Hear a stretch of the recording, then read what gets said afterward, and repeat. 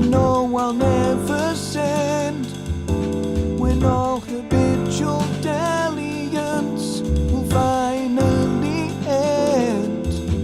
Then crustiness, my friend and foe, to oblivion you will go, belonging to tomorrow, belonging to tomorrow.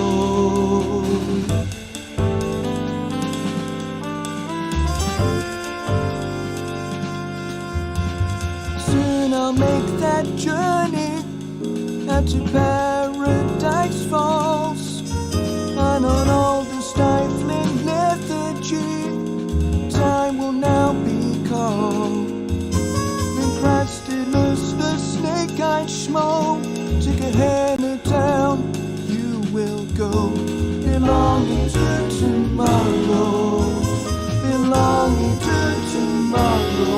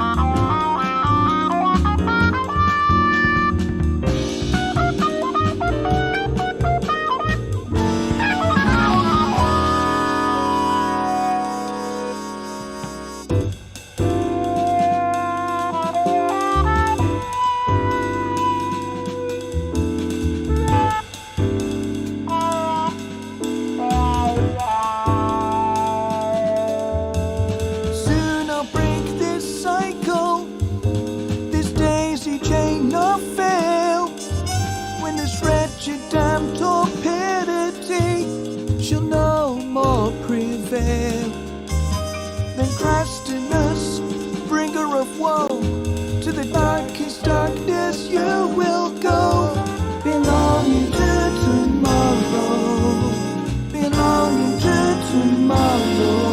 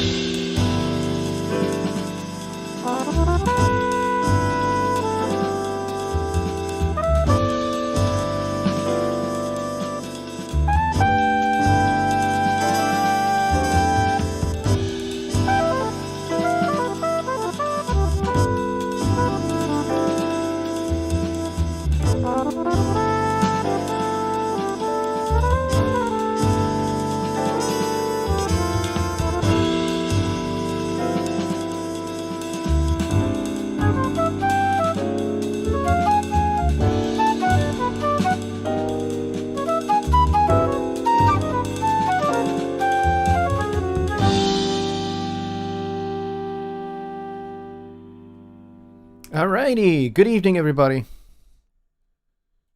Welcome to the show. Hope everyone's doing well. It is very, very windy and blustery here in Gorbridge in Scotland, the capital of the universe and everything in it. I know, I always say that, don't I?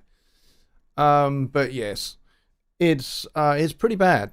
Our little grey caddy that we have for food waste is just totally disappeared.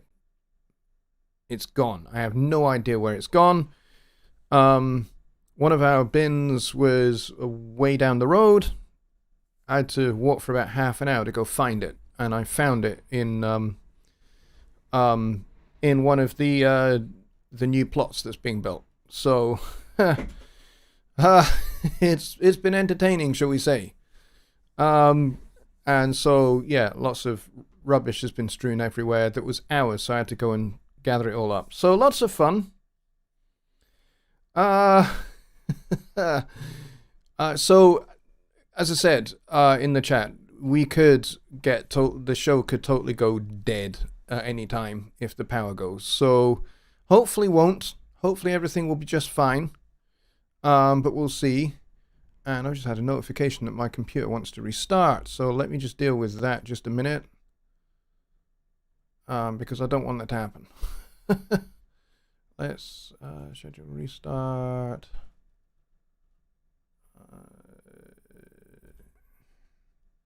Pick a good time. I'm just going to punt it forward a few days. There we go.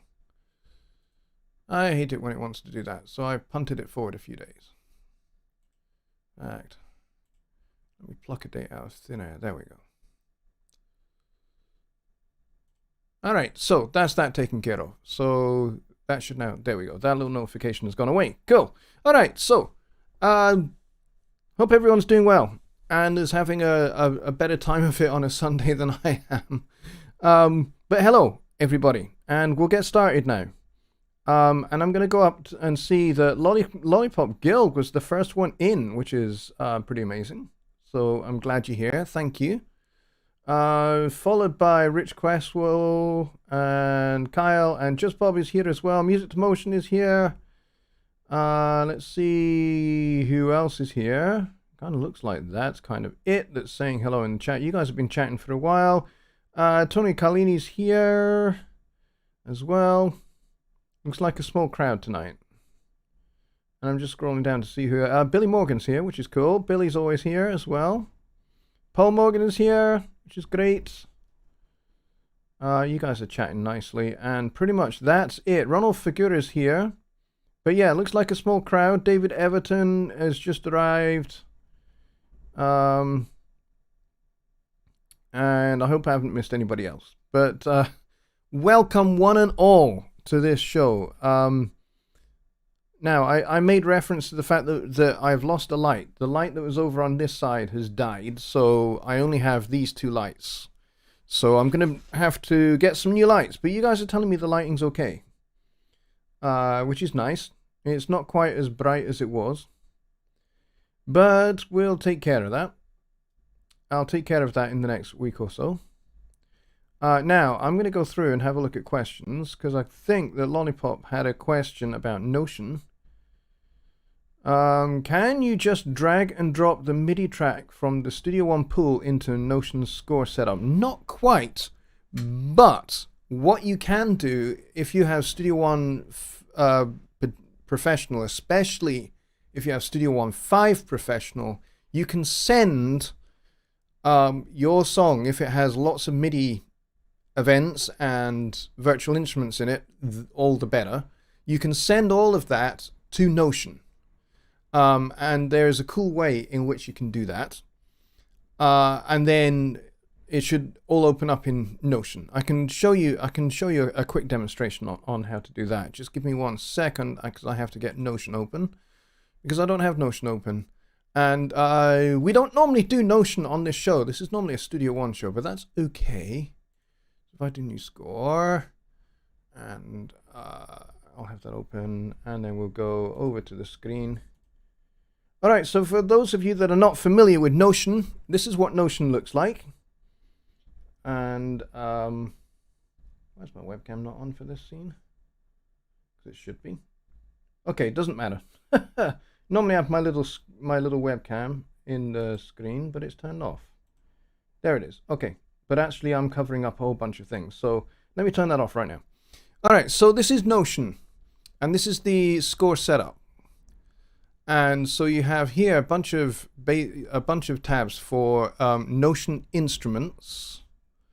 But you also have a little tab here for VST instruments and VST presets and rewire, MIDI and external MIDI. So if you have a virtual instrument library such as the Vienna Symphonic Orchestra and VSL Pro and all of that stuff, then you can access them from here once you have them installed into Notion. But otherwise, you have all of these. Now, if you see them kind of like grayed out a little bit, let me see if I can find some examples. Here we go. So see these ones in italics? These ones that are in italics show that they haven't actually been installed. They are available sounds, but I have not installed them, or I have not purchased them. In my case, I have Persona Sphere, so I just have not installed those.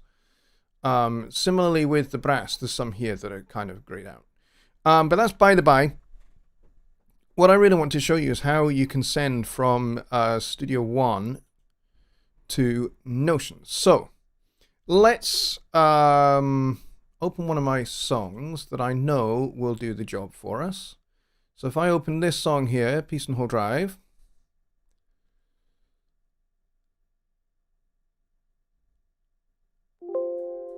I know, I made that. Ignore that. All right, so here it is. And what we're going to do, it's mostly MIDI. In fact, it's all MIDI. So we're good.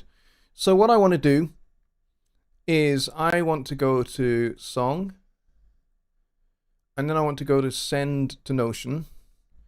And Send to Notion on this computer. I do have my Mac over there, which is not switched on at the moment. So it won't show up. But when that one is on and Notion is up and running on there, then I have the option to send it to the Mac if I want to, or if I need to. So I'm going to send note data of entire song, and I'm going to hit send. And bingo. Now, what has happened here, if I just zoom in to this score, is it hasn't appeared as notation. It has appeared as what we call sequencer overlay. So if this is what happens when you send to Notion, and sometimes it will, then what you need to do is you need to go to Score. Is it Score? No, Tools, Convert to Notation. Now, as you can see, it's only done it to the flugelhorn. So what I need to do is I need to do Control A to select everything. And then I need to go back to Tools. Hang on, let's Control Z everything. There we go. Let's go back. And then let's Control A to select everything. And then we'll go back to Tools. And we'll go Convert to Notation. And that has now converted everything to notation, as you can see. And it's obviously not the full length of 16, 17 bars. All right, so that's how you send to Notion. So you can't just drag and drop between Notion and Studio One. It doesn't quite work like that. There is a send protocol that has to be followed. Otherwise, it does not work. But as you can see, if you are using Studio One 4, then pretty much every single time you send to Notion, it will come up with those lines, those gray lines. And that is the sequencer staff. And as I said, all you need to do is do Control A to select everything, or Command A to select everything. And then you go Tools, and then you go Convert to Notation. And once you've done that, it works. And everything gets converted to notation. But most of the time, it will appear correctly as notation. Just so you know. But there we go, that's Notion. So I hope that that helps. But yeah, you can't actually just drag and drop a MIDI file. Unfortunately, it doesn't quite work like that. You have to send from Studio One to Notion. However, if you have just a MIDI file, just any old MIDI file, I go back to Notion. What you can do, if I close this score, if I go close and I go, do I want to make changes? No, I don't. So what I'm going to do is I'm going to go File New. Am I going to do that? Okay, I'll just leave that like that. So let's say I have a MIDI file, which I don't actually have right now, but I can make one. It's fine. I can go to Files. And I can go to Home. Let me see. I want to go to my desktop. That's what I really want to do. I want to go to my desktop. And I do have this piece here. This is actually a Personas Customers piece. So I won't actually use that because that wouldn't be fair on the customer. So let's take this piano part here. And let's go and drag that. And I'm going to tab through. I'm trying to remember how you do it. There you go. Just shift to tab through so it drops it as a MIDI file. And there it is. Piano.mid. All right. So that's now on my desktop. So now I can go back to Notion and I can go File and I can go Import. And there it is. I can go Piano and I can go Open. And it's going to appear as that sequencer overlay again. But that's fine. We just do Control A to select everything. Tools, Convert to Notation, and then unselect everything. And then you're good. So now that MIDI file is now a piano part, complete with grand staff and everything at the correct split point. So I hope that that helps. We'll go back over here, and I'm going to go back down to the bottom. Lollipop Girl says, that's slick. Mine didn't do that because I was trying to do it with audio. Yes, it won't work with audio. You can send audio, but it does not convert the audio to notation. That's the important thing to remember, is that the way this kind of interoperability between Studio One and Notion works is it's all to do with MIDI, essentially, or sending score. So if you're in Studio One 5 and you send a score to Studio One, so this works in the opposite direction as well. So for those of you that are interested, I can show you that. So if I go to help and then go demo scores, and then let's go and get this score here. Let's just let this open up. So there we go. And I'm going to expand this. So this is one of the demo scores.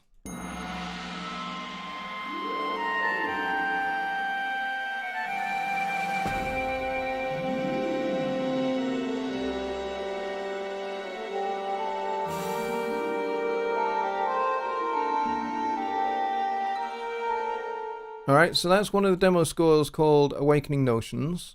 Now, what I can do is I can send this to Studio One, but here's the thing that you may have to do. Because the Notion sound library is not in Studio One, when you send the score, there will be no sounds assigned to those instruments. You have to then go and assign those sounds. So, however, if you are using a virtual instrument library that is common to both programs, then it will send everything, including the instrument and the preset and everything else. But if you're just using just the Notion sounds in your score, then when you send it to Studio One, it will send the score just fine, and all the MIDI data will appear on tracks, as I'm just about to show you, but watch what happens. So if I go File, and then if I go to Send to Studio One, and I'm going to choose Send Bounced MIDI to Studio One, including controller information. This is really useful if you have some kind of automations and things like that, and articulations. This is really helpful. Send score to Studio One, creating instrument tracks, including notation. So that doesn't have the controller information. And you can send audio to Studio One, creating a new song with individual audio tracks. This is really good. And I actually recommend this one the most, and I'll tell you why. And it's because I always think it's best if you're working on a composition in Notion. I always think it's best, and actually you're not seeing the screen, I've just realized. Here we go. So you can stop kind of, I know you're not commenting so far, but you can.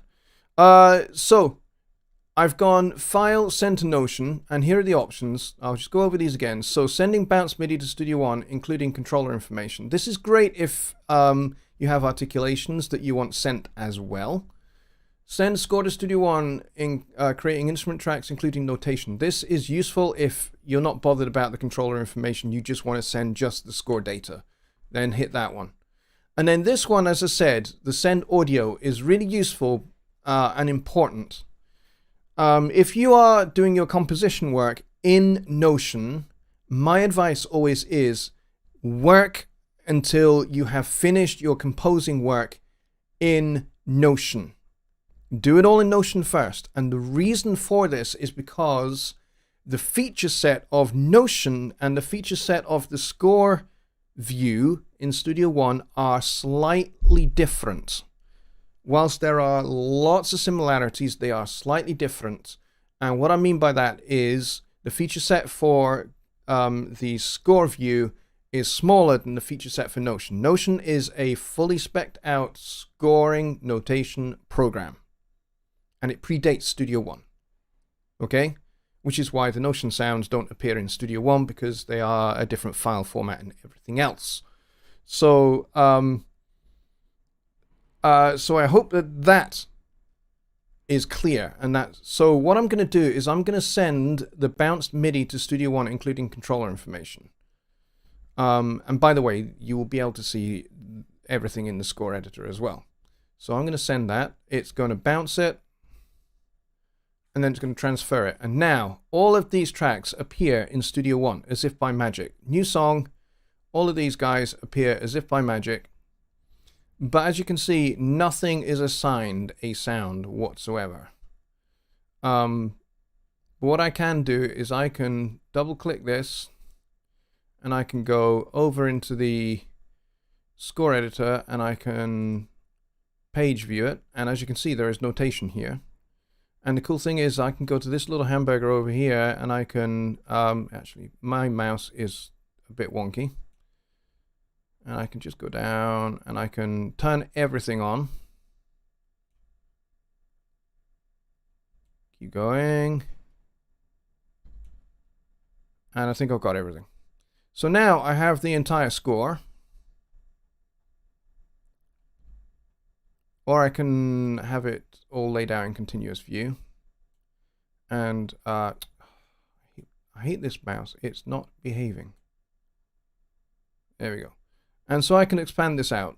And so if I want to just follow the score, it's dead easy to follow from this point of view. Or I can lay it out in this page view here. Alright, so there is no audio until those sounds are assigned. So I can close the score view.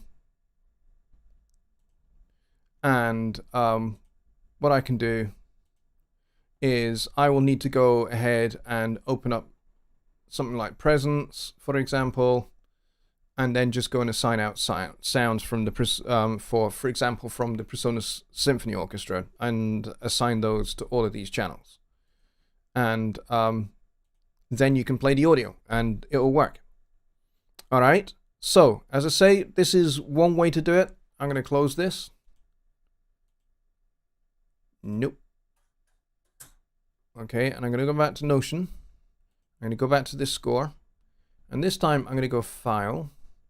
I'm going to send to Studio One, because this is a completed work, complete with articulations and tempo changes and everything else. So I'm going to send the audio, and it's going to bounce the audio in much the same way that Studio One bounces it.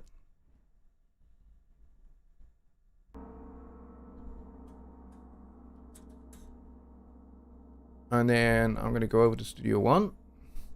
And now we have audio.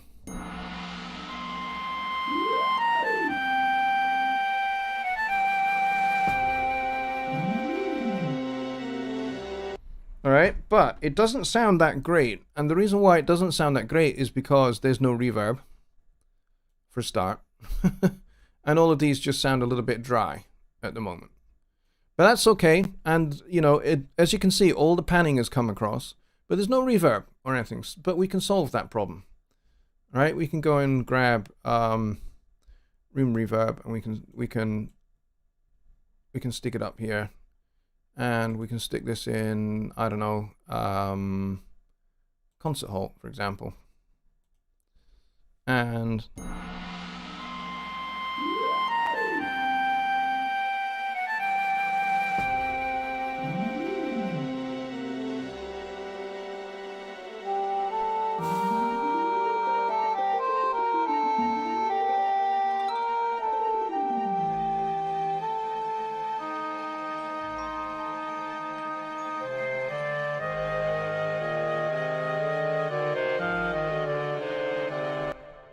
All right, so that gives you a little flavor of what you can do with the interoperability between Studio One and Notion. Hopefully, Lollipop Guild, I hope that helped. Secret Squirrel says, can Lollipop Guild just drag her audio into the Studio One chord track for MIDI conversion? All that will do is just extract the chords. It won't necessarily give her it won't convert the audio into MIDI in that sense. Not in the way that she wants anyway. So I mean, particularly for what she wants to do for getting guitar parts into notation, she will want things like the bends, articulations, particular chord shapes, and all of that. to be notated in the score with the correct rhythm values, and also maybe with tablature as well with the correct tab values and all of that. That's not really possible, to be honest. I mean, you can fudge it, but it's a lot more work than is really worth it, to be honest. It's pretty tricky to do. You can use Melodyne if you have like one of the high up versions of Melodyne, like Melodyne Assistant, Melodyne Editor, Melodyne Studio. Some of those will do polyphonic MIDI, so they will take something like a guitar part, and you'll be able to have the MIDI data for each one of the strings and each one of the notes and that kind of thing. So that, with that, it's a little bit easier to separate out, but still, you've then got to get that into MIDI, and then you've got to get that over to Notion, and then there's how accurately that will come across. It's another question. And I can't really answer it because I don't really have anything other than Melodyne Essentials that comes with Studio One. I could upgrade. I just haven't. But yeah. But if she's doing like single line passages, that's definitely doable. Providing there's not really a whole lot of deviation from pitch, like bends and that kind of stuff. Then you will just, with bends, Melodyne goes nuts if you try and do a bend, or if you try and smear one note into another. I've tried this because I've tried like singing a trumpet solo into Studio One and then using Melodyne to convert that to MIDI. And if I do a bend, or if I kind of like maybe swallow effectively one note into another, which you do in jazz quite a lot, it doesn't hit it. It goes, I know what that is.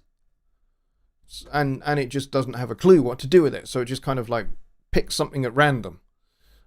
Just so that it has something to show that it's done something.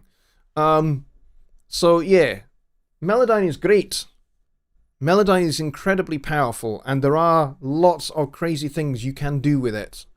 And it's getting better and better all the time. But we're not quite in that place where you can just literally turn any audio into MIDI and directly into notation that's readable.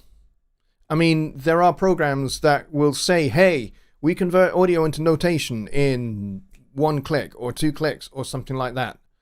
And it will convert it into notation, but it won't be very readable, because it'll be dealing with like trying to discern where note on and note off values are.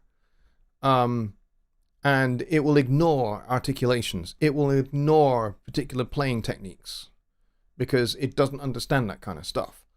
And then you have to go through your score and kind of edit and adjust those things that it's not quite understood and try and make articulations out of them. And it's just a load more work when you could really just go, okay, I'm just going to transcribe what I hear, write it out by hand, if you understand how notation works, or just input it as you're listening to it into Notion, and just cut out the whole kind of conversion process. So yeah, it's not so easy. I would love to be able to generate guitar tab from noodlings in open tuning. Yeah, unfortunately not quite possible yet. But that's not to say that you don't have a great use case, because I think you do. And Dooley still is here. Dooley, I've not seen you for a long time. Welcome back. Glad you're here. Maybe Fender. See, here's the thing. A lot of people say those kind of things. I've seen that a few times. Here's the thing, right? Is that Fender have acquired Presonus, but Presonus is still Presonus. Presonus is a wholly owned subsidiary of Fender, which means that it is still legally a separate entity with its own management and its own product development and all of that. What it means is the acquiring company will now invest in the company that they have purchased, and the two kind of work together, but they are separate entities. Fender is Fender, PreSonus is PreSonus. The two have merged, but they are not one thing. So what that means is, PreSonus will keep developing our products. So we will continue developing Studio One forever, for the foreseeable and the unforeseeable future. And Notion as well, and Universal Control, and all of our hardware products will continue being developed, and new hardware products will appear. New software products will probably appear at some point. It's inevitable, because that's kind of what happens. We build stuff. We make stuff. And at the same time, Fender are developing their product line. They've just added a whole bunch of new guitars to their product lines, which is awesome. And they've also kind of invested a wee bit more into Jackson guitars, which they also own. By the way, Jackson Guitars is still Jackson Guitars. Charvel is still Charvel. Gretsch is still Gretsch. And yet they are all owned by Fender. So,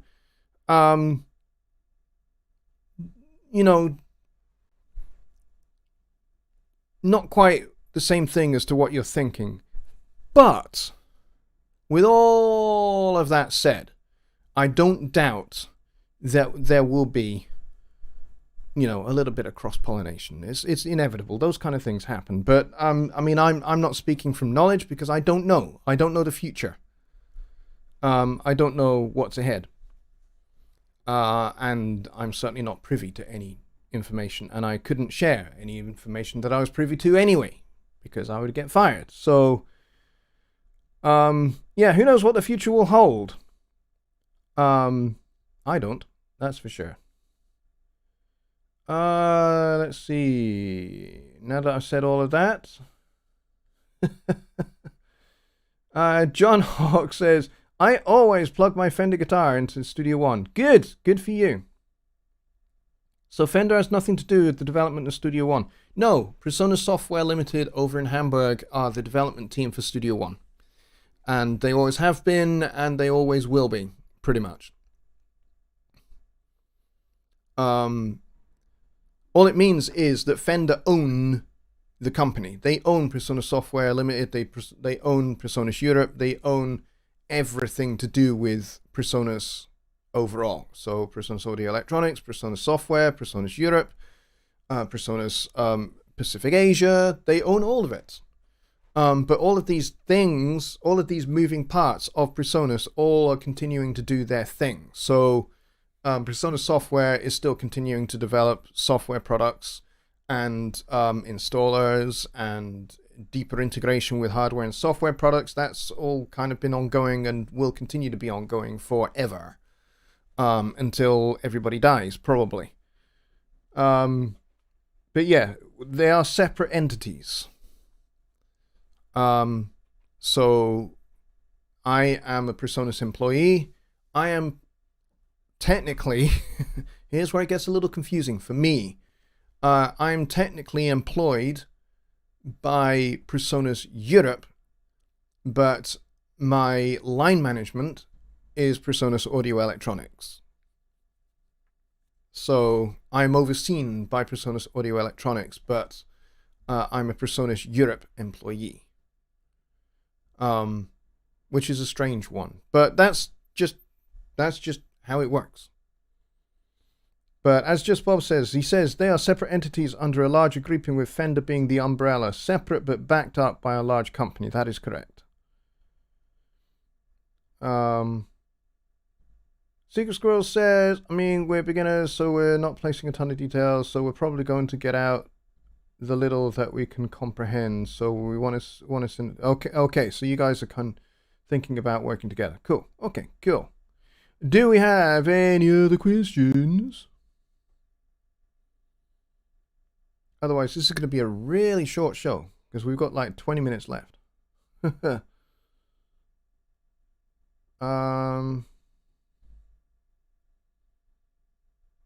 see. I can't scroll up the chat for some reason. But that was a really good question, I have to admit. Really good. I'm just going back up to see if there are any other questions, and it does not look like there are. So this could be a really short show, folks. But yeah, I'll have to admit, I have wanted to kind of show you stuff with Notion for a while. It's just been a question of, you know, most shows, everybody has Studio One questions, not really anybody has any Notion questions, and that's fine.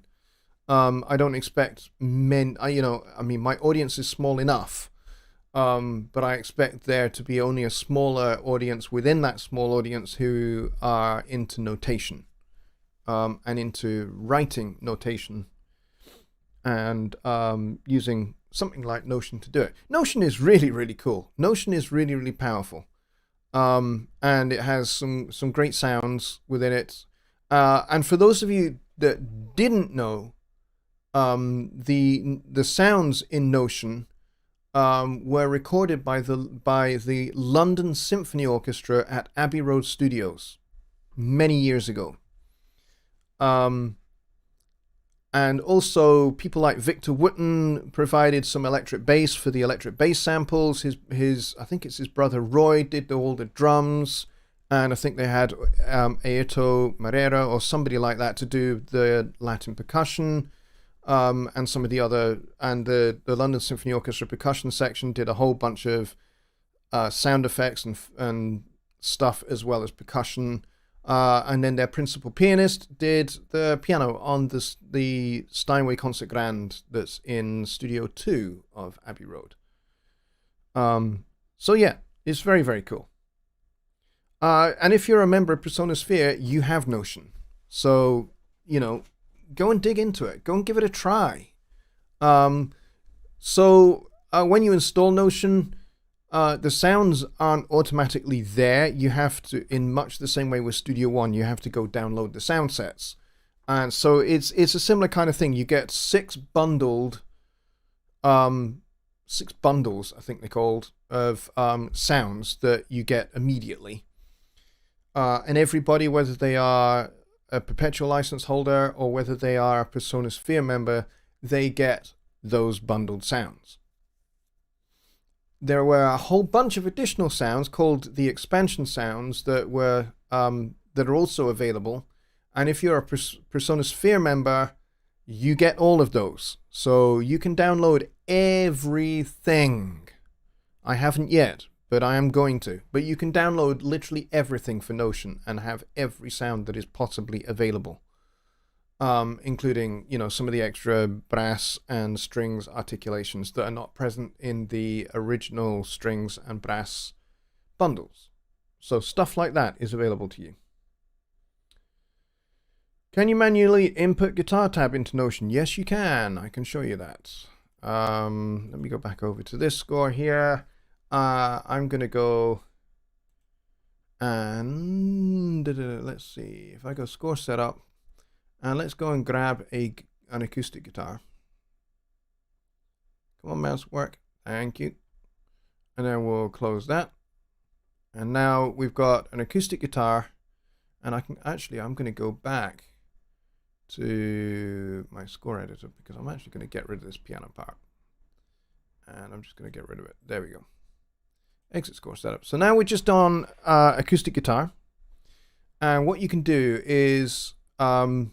there's many and varied ways in which you can do it. You can input the tab numbers, but there's also this guy over here, which is a virtual fretboard. And I can just go and...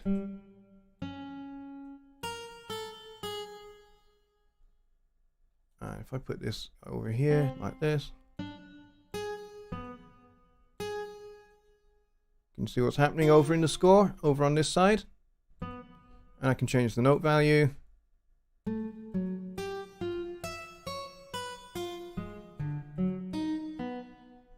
Okay, and then I can go and select some 16ths.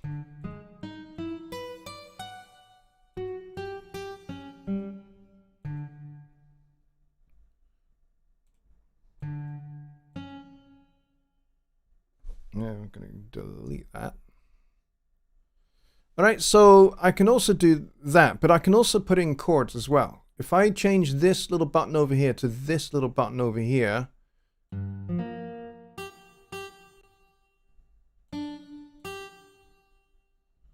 I've not really played much about with this, but let's see. I can listen to the chord, I can audition it, I can change that note there. That's not really going to be playable.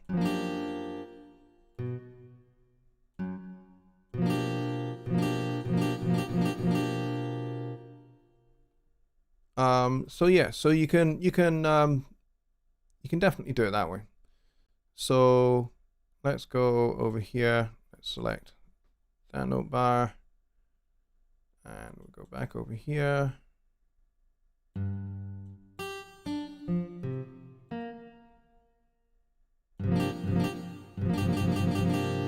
Doesn't seem to be entering that. I don't know why that is. That's okay. The other thing you can do is you can also enter in chords from the chord library here, which is quite cool. So, for example, I can let's see. Like I said, I haven't really done this much before. So I can go and do C7, and I can drop that there. And I can put in rhythm slashes, and I can put in all sorts of different chord symbols. Like I can do C major 7. And, you know, I can put in a little chord diagram if I want to. Let's see, let's go for F. F13. There we go, F713. Let's stick that there. There's no chord diagram for that, but that's okay. And what you can do is you can put rhythm slashes in here, and so long as they're attached to notes, then these chords will play. But that's probably something I can show on another show.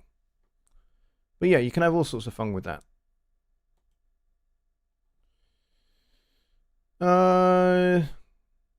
What are the frequency cutoffs you use for guitar, bass, and drums to allow all the rest in a mix without mud? How do you set EQ to achieve that? That's another really good question. To be honest, it depends upon a couple of factors. And one of those factors will be how well the recordings have been recorded. That's a big factor for me as to how I'm going to sculpt EQ for different things. For a while, I was a little bit of a believer in the high pass everything up to 100 hertz, except for, you know, bass and kick drum. Which now, many years later, seems to be really rather arbitrary. Why 100 hertz? You know, I understand the principle, I understand the idea behind it, which is make room for the kick and the bass in your mix. Absolutely. I do high pass. I'm not anti-high pass, but I would say be careful and be judicial about how you use a high pass filter. Don't just pick an arbitrary number and say I'm going to high pass everything apart from a low instrument that's got those kind of frequencies particularly predominant. Because what you might end up with is a mix that sounds a little bit out of balance, and you know, we're all about balance here. So for example, for a bass, there's information below 40 hertz which you don't need unless we're talking like a 5-string or a 6-string bass where there's an extra lower string. If I'm talking about a 4-string bass, conventional 4-string bass like this guy behind me, you don't really need anything below 35 to 40 hertz. That's kind of mostly just rumble. You don't really need that. So you can high pass that out of the way. On a kick drum, anything below 20 is not really that essential. Again, it's just rumble. You can lose that. When it comes to guitars, acoustic guitars, it depends upon how well the guitar has been recorded. It might be that if the mic was placed a little bit too close to the sound hole, there's going to be a lot of low mids in there. So anything like, there's going to be like a bump from between 2 to 400. And that means I'm going to have to notch out quite a lot of that to kind of make it back in balance with just with itself. But, you know, sometimes what I end up with that sounds good in the mix sounds really, really awful on its own. Like I have just recently worked on a song where I ended up high passing the acoustic guitar really quite severely. And it actually sounded good in the mix because there were other things that were taking up a lot of that low energy. And really, the acoustic guitar was not really a foreground instrument. It needed to be in the background. So it was not really that important. So if I was to hit solo on this acoustic guitar track, it would sound really rather thin and maybe even a little bit brittle. But in the context of the mix and where this instrument sat in terms of importance, that was okay. So really, I think what I'm trying to say is there aren't any really, you know, kind of hard and fast rules about frequency cutoffs and that kind of thing. It kind of depends upon the material and where things need to set in terms of front and back, not just left and right, but, you know, foreground, background. There will be some songs, some, you know, and some different styles of music, like some folk music requires a lot of acoustic guitar. So the acoustic guitar is going to be much more up front. Therefore, you can't really have it that thin. It needs to be a little bit more fuller down the low end. So I'm not going to high pass quite so much. I'm gonna high pass enough that some of the low lows of the bass can come through without sacrificing the low end of the guitar and the richness of the guitar. Electric guitars are a whole different world. You know, in a more kind of rock context. I don't really deal with a whole lot of rock music, but occasionally I have to. But for the most part, I don't. I mostly do acoustic jazz and maybe some funk and some fusion and folk music. That's kind of mostly what I mix these days. But electric guitars that are distorted, the thing that I'm trying to get out is the 2K. Because in a lot of contexts, 2K with a distorted electric guitar just chops your head off. It's nasty.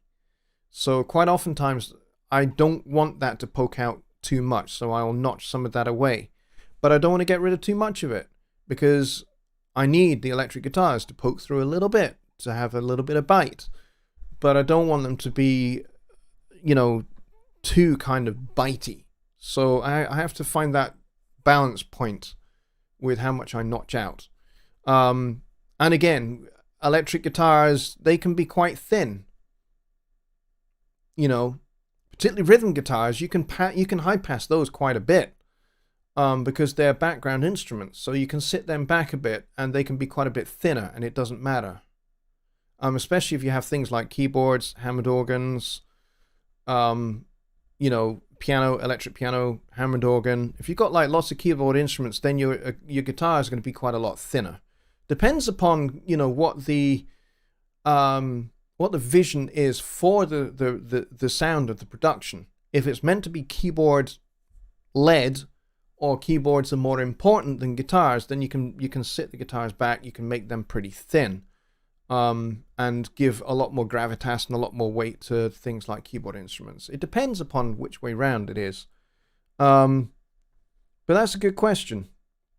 How do I set EQ to achieve that? So some of that is high passing, some of that is notching out. I do a lot of corrective notching out to start with. But I also boost. But, you know, I mostly do boosting after I've done all my cutting. You know, anything that I want to cut out that's either just an unpleasant frequency or a resonant frequency or something that is kind of out of balance with something else or is fighting with something else. Sometimes I'll find a guitar just fights with either another guitar or just another instrument altogether. And so I will do something called Complementary EQ. Whichever instrument is meant to be in the foreground and whichever instrument is meant to be in the background, I will do complementary EQ. So I will boost on the one that's meant to be a little bit more forward, and I will cut in the same place on the one that's a little bit more, that's meant to be a little bit more background. And then that way they're not competing with each other for this particular frequency space. So I do quite a lot of that with EQ. And avoiding mud. Mud is mostly located in the 200 to 500 kind of area. 200 to 520 maybe. Which obviously covers quite a lot of ground. You have to find the specific muddy spot for your mix. However, big important point with mud, and not a lot of people realize this, is that quite often your mix can be nice and clean from an EQ point of view, and you're going, why is it still muddy? Why does it still sound like there's lots of low end? And that's probably because you haven't done this. Look at my effects channels here. So I've got analog delay, I've got room reverb, and I've got a whole reverb. But look at what I've done here. I have an EQ, and I have another EQ here, and I have another EQ here. What are they all doing? Let's take a look. I am high passing out all of the low information and all of the highs. And I'm giving a little bit of a boost at 2K because I like reverbs to be as subtle as possible, but I still want to be able to just barely hear them. I like my sounds to be quite dry and not really use much reverb.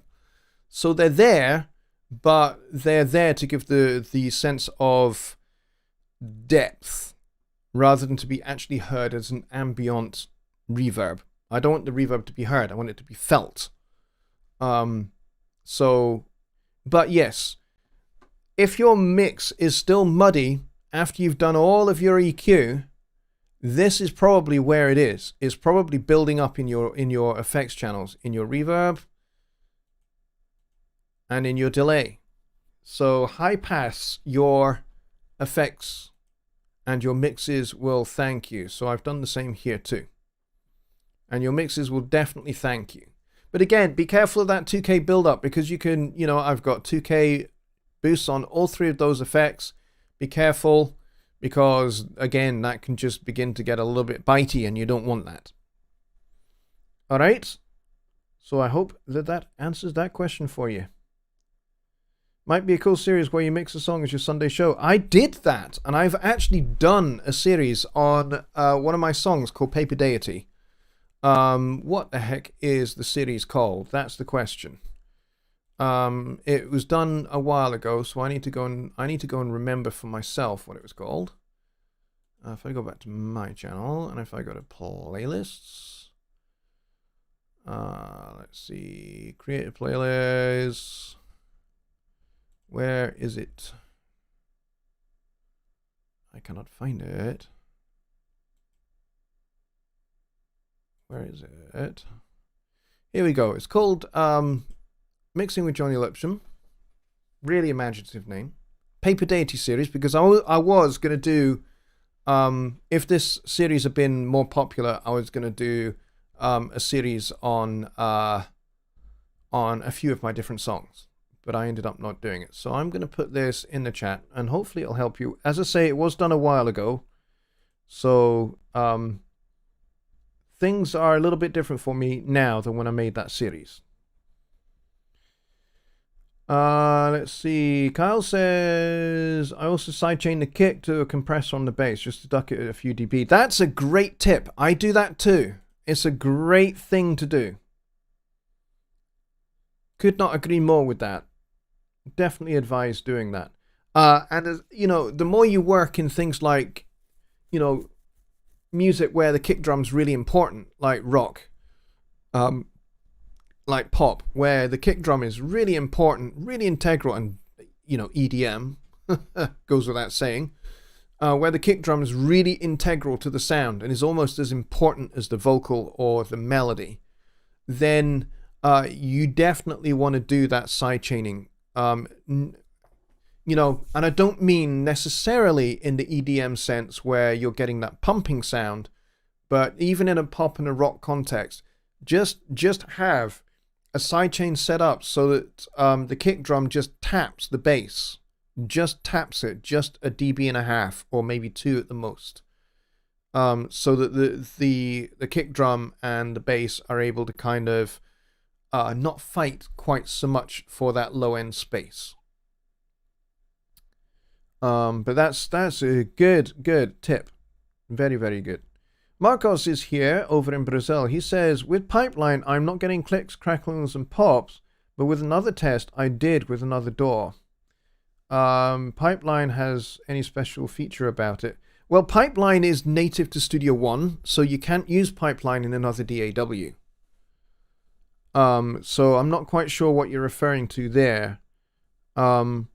But yeah, Pipeline is proprietary to Studio One. Can't be used in another DAW. Even with PreSonus Hub, it's just not possible. So not quite sure what you are referring to there.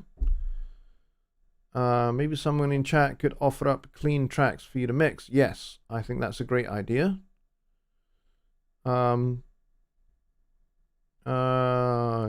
Actually, Bob, if you go to my website, which I'm going to show you just now, because as I said, my website has changed quite a bit recently, and I'm going to show you it. So my website has changed quite a bit. So here it is. And there's my ugly mug. But if you click on this button here, where it says free video tutorials, click on this, stick in your name and your email. You'll get my compression course, which you don't have to watch if you don't want to, if you don't think it's going to be useful to you. Plus, you get a bunch of multi-track files to work with as well. So, yeah, you can do that. That is definitely an option for you. He says, meant mixing someone else's song, possibly from someone in the chat. Yes, absolutely. Go for it. Go for it. Let's see. Sweet Squirrel says, I'm not familiar with Pipeline. What is it? Pipeline is a plugin that allows you to process outboard gear inside Studio One. So basically you can route the audio through an external hardware compressor, for example, and then have that come back in to the channel in Studio One. That's what Pipeline does. I don't use it, never have used it. Why? Because probably about 10, 12 years ago, I got rid of all of my outboard gear. I sold it all, didn't see the point in it, because recall is a pain in the butt. However, with Pipeline, there is a way to kind of do some recall, because there is a way in which you can store images of the settings on the front of this particular hardware unit. So that's something that you can do with Pipeline in Studio One 5.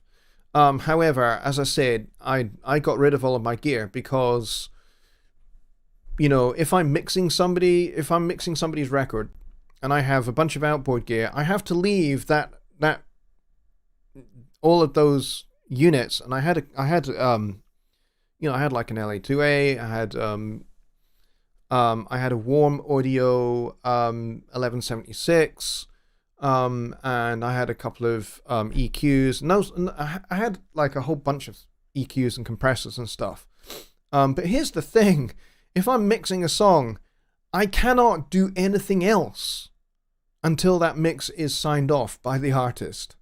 So I have to leave everything in its position. I can't touch any of the settings, I can't mix another song. So one of the things I like to do when I'm working with clients is I like to be able to work on several songs at the same time. So I do that all the time. You can only do that when you're working in the box. You can't do that if you're working on a console, and you certainly can't do that on a console. Even if you don't have a console, you certainly can't do that if you've got outboard gear. Because, you can print that back into the mix, but you have to keep those settings there just in case your artist comes back and asks for a mix revision that requires you to change some of those settings. Well, or you print that back in and they say, well, can you change them back now, please? Because maybe we don't like that anymore. You're stuffed. Otherwise, if you can't recall those settings, you're stuffed. So I was just like, no, I don't like that idea. So pretty much as soon as in-the-box mixing became a thing that one could do and one could do reliably, then I was just like, no, all my gear's got to go. And it means I can just do everything in the box, and it means I can work on 5 different client songs in a day. Not that I have the time to do that anymore, but when I was at my peak busyness for mixing, that's what I did. Once I started going in the box, I was able to work on 5 different artists' songs in a single day, and that meant I accomplished a lot more, and I got my turnover of work a lot more quickly, which meant effectively the hourly rate was better, because if I'm charging by the song and I mix something super fast, then it means there's more value to that time that I've actually spent mixing. So there you go. That's kind of a long way of answering that. So Pipeline is like a hardware version of a VST send receive protocol, sort of. It is sort of. Marcos says it is because my official DAW is now Studio One. Congratulations! I'm glad you are in Studio One permanently. Good for you. Without Pipeline into another DAW, crackling pops and clicks with Pipeline. With Pipeline in Studio One, none. Good for you. Well done. I'm glad you're over in Studio One. That's great news. Let's see. Harley Bob 957 is here. We're just about to end the show, I'm afraid, Bob. But I'm very glad you're here. You can probably catch the rest of this show on replay. That would be absolutely fine. Perhaps the engine of Pipeline filters possible problems or S1 algorithms. Pass. I don't know. You're asking the wrong person about Pipeline. Alright, so we are going to end it there, folks. Thank you so much for the great questions that led to me doing a little bit more of a demonstration of Notion. If you would like to see more in-depth stuff on Notion, then please let me know. Drop me an email. The web address is at the bottom down there. You can see that there. Just where it says the W's here. Get rid of the W's and put Jonny at jonnylectionstudios.co.uk into your email client of choice, and then drop me an email and just let me know. Just say, yes, I would definitely like to hear more about Notion. And if I get a good response and a good number of people say, yes, I want more stuff on Notion, then I will make a video series on some of the bare bones basics of Notion. But I will also defer to my good friend and colleague and fellow Scot, Chris Swaffer, who is the He is the product manager for Notion at Presonus, and he has a couple of great series on Notion on the Presonus YouTube channel already. So anything I do on my channel would be my way of using Notion and would be supplemental to what he has shown in his videos. Alright, so I hope that is helpful to you guys. Music to Motion, I will be there for a very short period, just long enough for me to finish my cup of tea, but yes. Alright, folks, I wish you all a very good evening and a great week ahead, and I'll see you on Wednesday for Songwriting Simplified over on the Home Studio Trainer channel, same time, 6 p.m. Central. Until then, good night, everybody.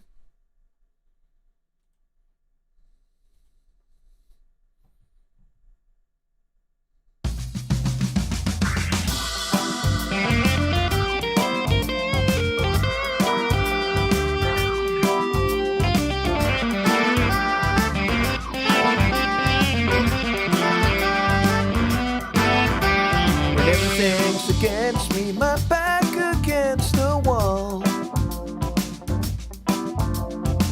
holding all the worst cards. I feel 2 feet tall.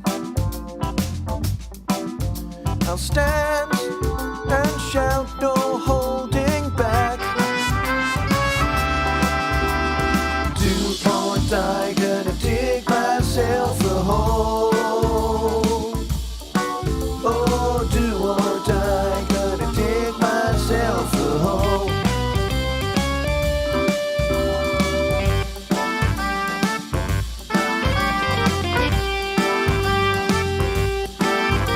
Now I'm hanging tough, and I'm never falling back. When defense fails, I'm going on the attack. I stand